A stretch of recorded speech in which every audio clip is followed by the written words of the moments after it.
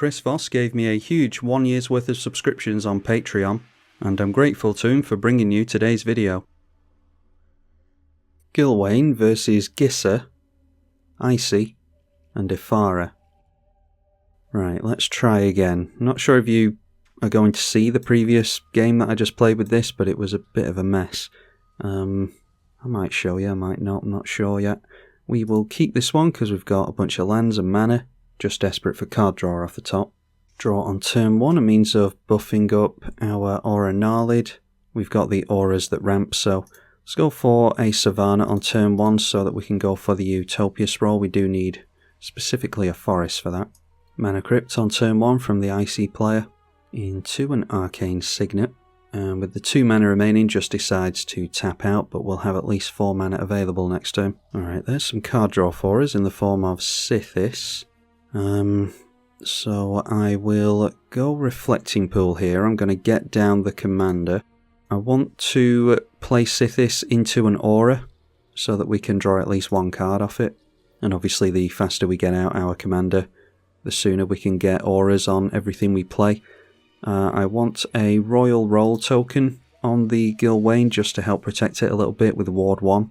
But everything else is going to be getting monster tokens on it, I imagine, because they will get +1/+1 and Trample as opposed to Ward 1 with the monster roll. 5 mana available for Aesi into Ramunap Excavator. Don't think we've seen a fetch yet. No, we haven't. Dark Ritual for our opponent after playing a Castle Loch Thwain allows him into a turn 2 Erebos with only 2 cards. Or 2 lands in play. Alright, and another means of making a big creature. We can go tall in this deck. So there's quite a few means of making big fat creatures. We'll get a basic into play. There is a dual land that cares about having 2 basics in order to come into play untapped. So let's just go for the Sithis. And then we can use the Fertile Ground to enchant any of the lands. Probably just go after the basic. Gylwain will put a monster token onto the Sithis in case it gets majorly buffed at some point. And Sithis only cares about cast triggers, so the aura does not trigger it here, but we do have means of triggering on auras entering the battlefield. So casting the Fertile Ground will count with Sithis, drawing us a card. And there we see a Wild Growth, an easy one to cast next turn. Alright, so while Aesi is going so fast, I think we have to try and bully him and deal as much damage over there as possible. He's already lost a Mana Crypt flip by the looks of it. Ephara just dropping a land and passing the turn. So now seeing the Aesi, they've already made a land for the turn, so I'm assuming that they're not going to be able to make another one while they're tapped out. Oh, they didn't play a land into it, so just playing one now and able to draw a card, going up to 4 in hand. Into a Sol Ring as well, excellent. And as you would expect on turn 3, the black player just continuing to ramp. Okay, and a Nature's Law for us, so let's work something out. We want the land. Play Nature's Law with this, leaves us with 5 mana, which means the Wild Growth is still free, and we can still go for Bestow onto the Sithis. I think that should be alright. Does mean that we're going to have to shock in a shock land here, I think, unless we want to go for a basic. Could do that as well. Yeah, I think we're fine to go for a basic. We can leave the dual lands in for the fetches. Like I said, this does get the 2 basics into play to bring one of them in untapped. So now we can go Wild Growth onto the Reflecting Pool. That will draw us a card. Gets us into more mana in the form of Ancient Tomb. And let's go for Bestow onto the Eidolon of Countless Battles. That can go onto the Sithis. Just doing this so that I can actually swing in this turn against this player because obviously he's completely going off here. Might as well tap out because nothing we can do with that land. And I'll go in with a 10-11 at the Aesi player. Just need to hope that he doesn't get into a fetch and a means of making multiple lands a turn. So knocking him down to 21. And we will go over to Ephara. The other 2 players don't seem as though they're doing much. I mean, we've got off to more of a fast start thanks to getting into the ramp. But I did ask for a casual fun match here, as I tend to nowadays. So if the other 2 players are going a bit slower, it's because they're doing exactly what I asked in the lobby. A Keeper of the Accord is a means of catching up on lands and making tokens, and I'm sure that'll come in handy against the Lands Matter player. Thought Vessel for unlimited mana. Surprised to see this number of rocks in a Lands Matter deck, to be honest, but playing a land in order to cantrip, staying at 3 in hand, and then able to play another one because they can make an additional land each turn, so ramping quite nicely, and there's a Cultivate in order to draw another card, and they'll have one land in hand. Okay, and with that on the stack, a Panglacial Worm. While you're searching your library, you may cast this from your library. So we see this forest and this land. That is the land that came into play tapped off the Cultivate, and ramping ahead on mana allows the Keeper of the Accord to make another land, fixing the colours a bit better and getting a soldier into play as well. Vampiric Tutor during the main phase, so we'll assume he's just drawn into it. And Gisa is able to draw it thanks to Erebos, but won't have too much mana left. Noteworthy, we saw the Castle Lochthwain. There is a deserted temple as well, most likely for something like Cabal Coffers. Our opponent does draw the card with Erebos. And now casting a Swiftfoot Boots, not sure if that's what he tutored for. Alright, an enchantment here would be really nice. It's a Replenish, I mean, not the worst thing to have in hand, but not the best either. So Ancient Tomb is the land for the turn, and let's go for Jaheira. That's a nice bit of tech with this. We're going to get a lot of tokens, and as long as they didn't enter this turn, they can tap for mana, as long as Jaheira is in play. And that again can enter with a monster roll token on it. Oh, actually, not affected by Summoning Sickness because it's not a creature, of course, so because it's an enchantment, can tap for mana immediately. Not that it matters with this hand at the moment. But I suppose we might as well leave our lands untapped, so we'll go for the Aura Gnarlid, see how big that is when it enters. And we'll get another token into play. This one is actually more relevant with Trample. It is a 9/9 as it enters. It will be a 10/10 as soon as this Aura hits. Or actually an 11/11 because it gets the +1 from this as well. So this has now been buffed up to a 14/15, making it more difficult for our opponent to block. And we will force them to block here. Alright, so blocking with 5, 6, 7, 8 power, or toughness, only has 11 power. That's 8 toughness, 11 power, to a 14/15. So just blocking some damage simply. 6 damage goes through to our opponent. So we've managed to get the Aesi down to 15. Does have 4 cards in hand though, and we've got plenty of creatures, so it's another land and another token for Keeper of the Accord. Ephara, God of the Polis, into play. Noteworthy, our opponent hasn't been fixing his blue mana for whatever reason, just keeps playing white over and over again. And here's where Mana Crypt starts to become more and more relevant with its lightning bolts. I mean, it's relevant all game because all the life loss matters, but it starts to have our opponent teetering on the edge if he consistently loses it. Wins this one though, staying at 15 life and 5 cards in hand currently. Plays the land that he tutored for previously. And there we see a Whelming Wave. We can play a bunch of enchantments and stuff into the Sithis again at least. Or actually we can't because this falls off the Sithis and just turns into a creature. Yeah, still need enchantments for our Sithis. But we should be able to buff this up nicely next turn and hopefully continue to pressure the Simic player. Vivian Reed into play now. Destroy a target artifact, enchantment or creature with flying. Just deciding to plus that up, so look at the top 4 cards, reveal a creature or land, put it into your hand, and they reveal a basic forest, playing that into the commander. A Stinkweed Imp for an attempt at some self-mill, I imagine. Swiftfoot Boots goes onto the Stinkweed Imp in order to, I mean it does have a pseudo Death Touch as well, so won't make a terrible blocker. Only 2 cards in hand though. We'll assume that the Vamp Tutor went onto the Swiftfoot Boots because I don't know, we're not seeing anything that would refill the hand here. Just drawing a card with Erebos at the end. Right, so the Simic player has 6 mana available, 4 cards in hand. As Alpha Authority we can play into the Sithis, which I don't mind. So, yeah, let's go for Gylwain first of all. And that, if we're going to put Hexproof on it, might as well come down with a Monster Roll token, I suppose. And then we will pay white for that so that we can get Celestia mana for the Sithis. Want to get that down before we play the Alpha Authority so that it can cantrip. Sithis can have a Monster Roll token as well. Noteworthy that the Eidolon of Countless Battles does not have any kind of roll, thanks to it falling off the Sithis. So let's go Alpha Authority onto our commander. And that will draw thanks to it being cast. Would be helpful to get into enchantresses that care about the enchantments entering play as opposed to being cast, because that goes really well with the roll tokens. And yeah, we've got Sylvan Library now, so if we tap out into the Jaheira, then we'll have 3 mana off the tokens, And as much as I'd like to play out the Aura Knowledge, we need to get the Sylvan Library into play, I think. So yeah, go for Jaheira. Again, give a monster roll token to that. And yeah, if we had just one more mana, this is a tap land, so we can't go for that, and I'd rather hold on to it anyway, because I smell a board wiping coming.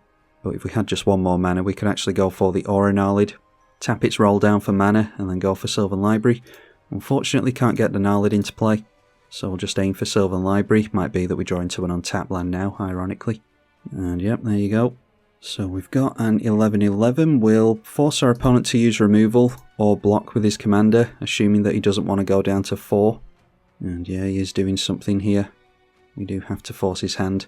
A Beast Within going onto the creature will not enter with a roll token because it is a token, a beast token that enters, although it is a token, and this doesn't care about what type of tokens you tap for mana, so this will be a mana dork as long as Jaheira stays in play.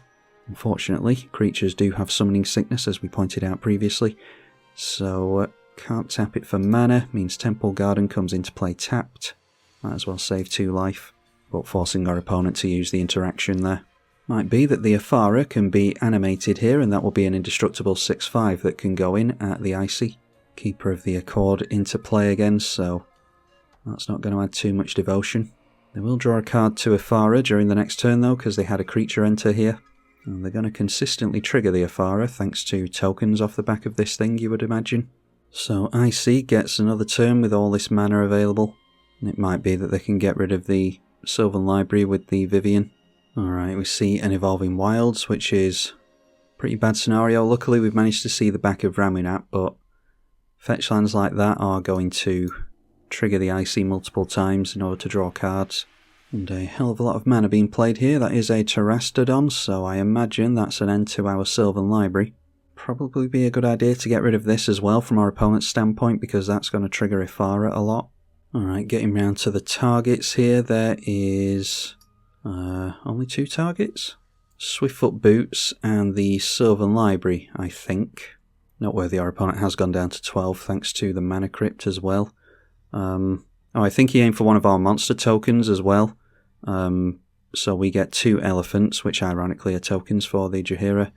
Elephant token over here as well, of course. Drawing a card by playing another land. 4 cards in hand. And then it's an E-Witness in order to grab something back, so could go for the Whelming Wave here if he wants to be degenerate. And yeah, that's what he goes for.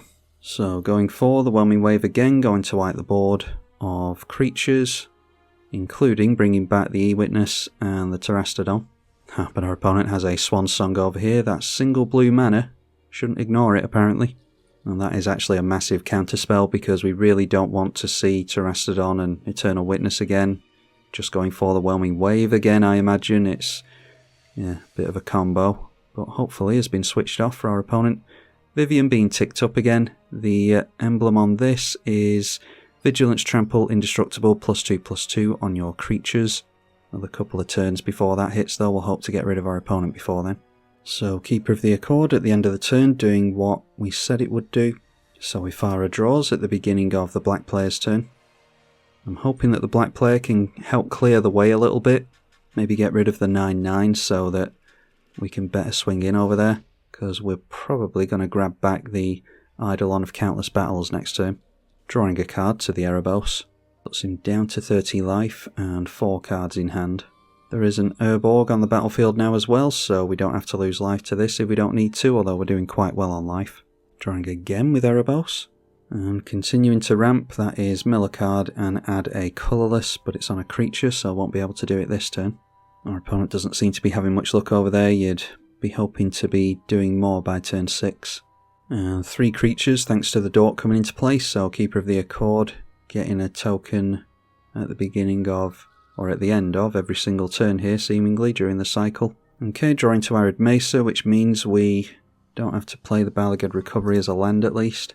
And I'll probably just try and hold on to it in case we need a shuffle at some point, because it would be nice to get back the Sylvan Library, but I think we want Balagad Recovery onto the Eidolon.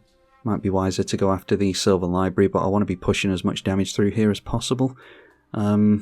This is an enchantment, so let me work out, probably put it on my commander.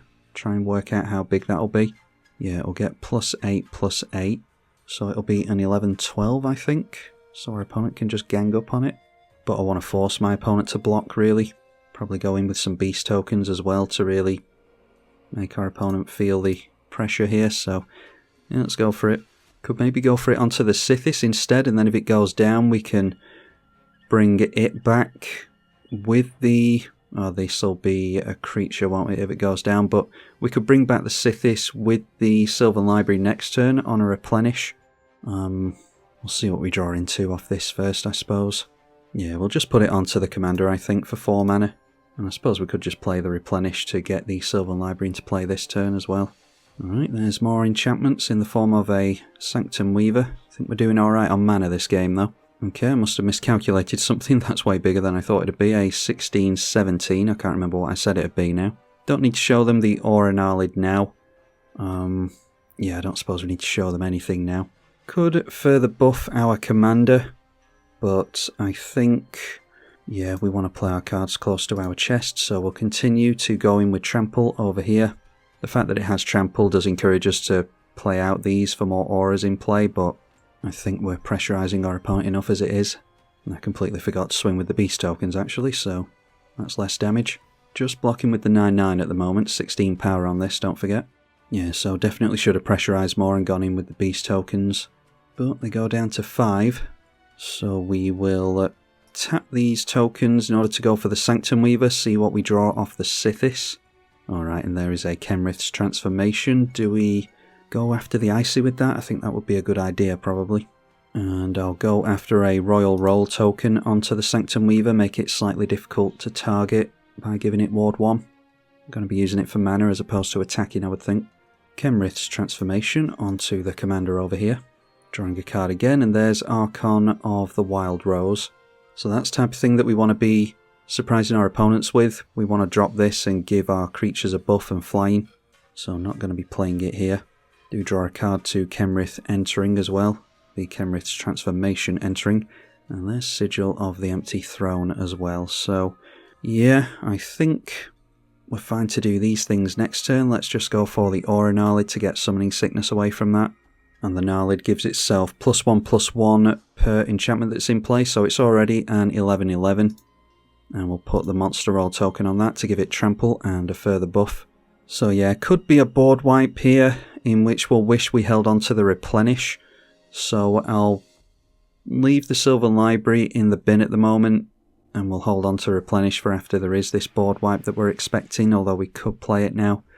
We will leave it there, hold back the 13/13 Trample for blocking.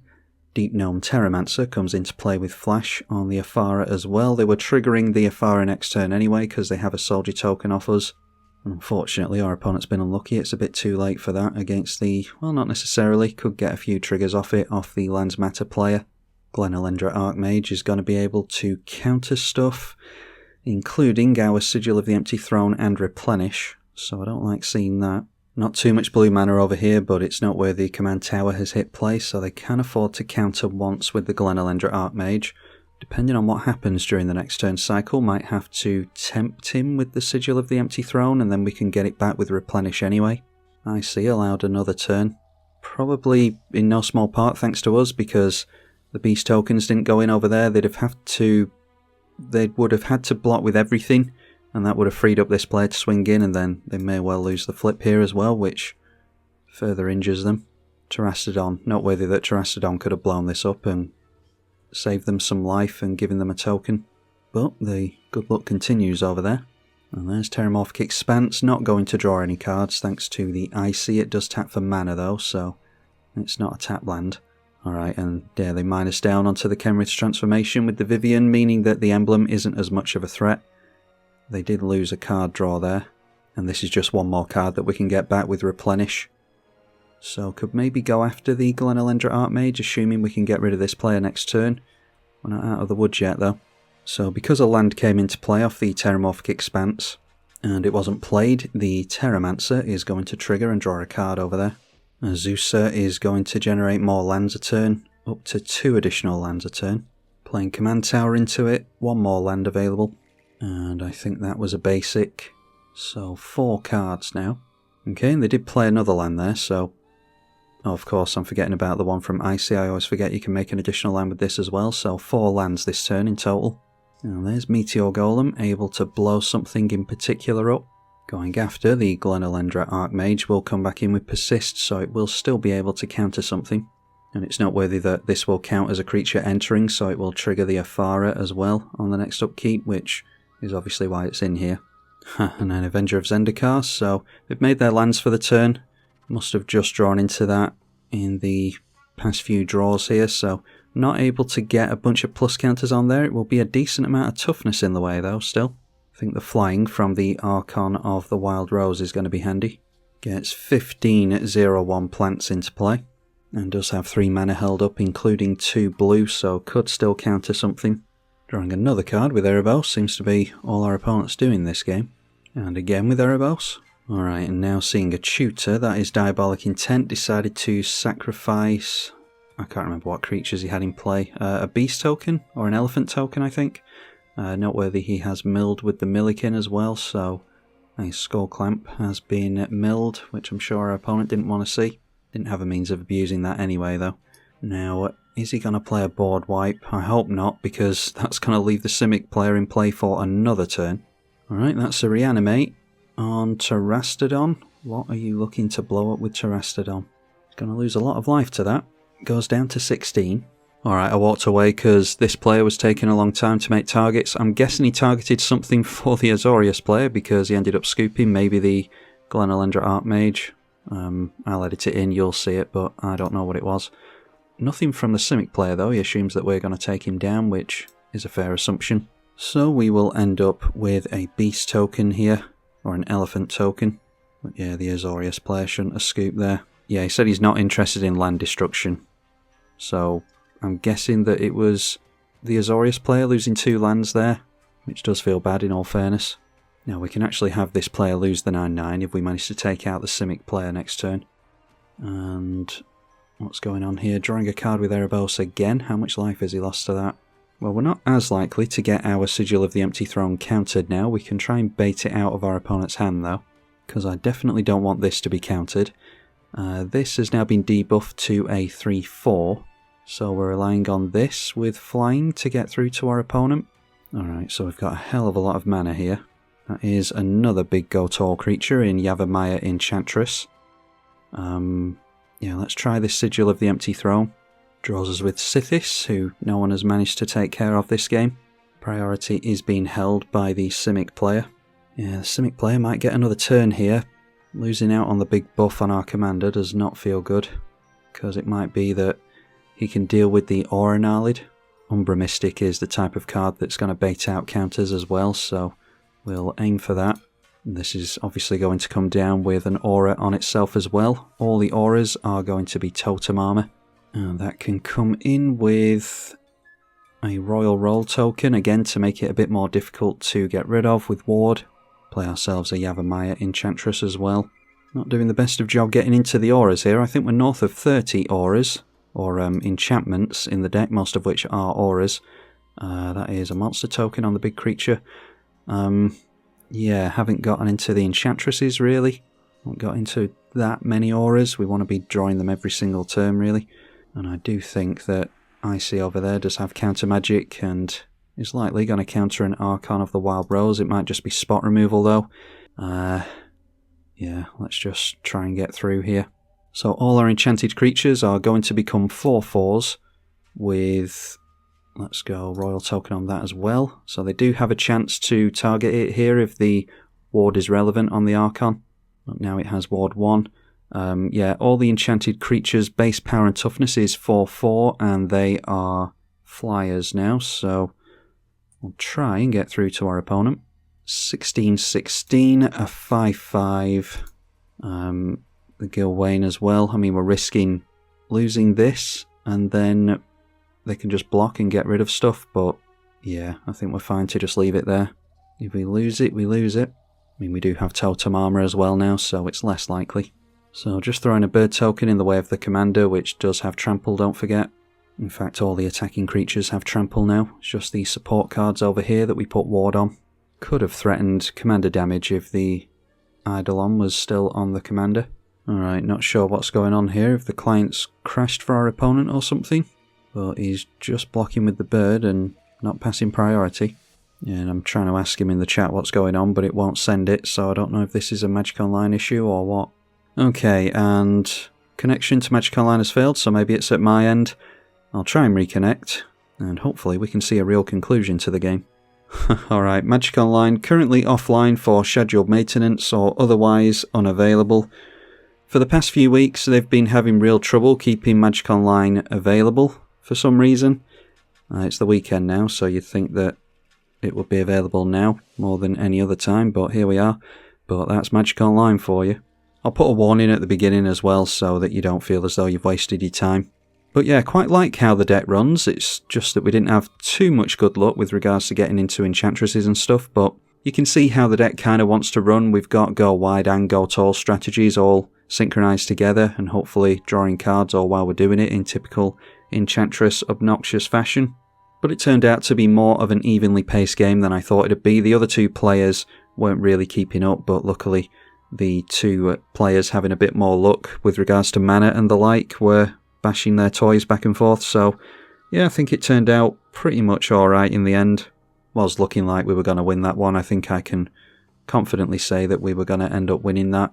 But who knows, maybe someone could have pulled something out of the bag. Anyway, hopefully you all enjoyed it regardless. I'm tribalkai. Thank you for watching.